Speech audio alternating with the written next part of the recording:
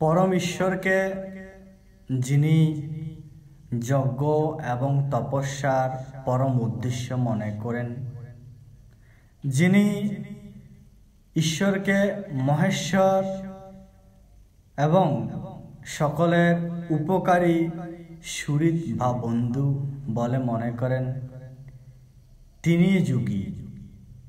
तिनी सर्वदा এই जड़ जगतेर मोह माया থেকে मुक्ति लाभ करें, किन्तु से योगी नय जिनी कर्म त्याग करेছেন।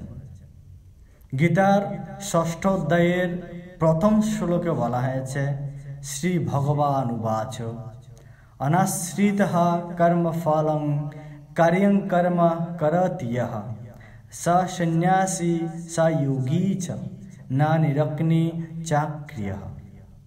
है सनातनी सन्तान,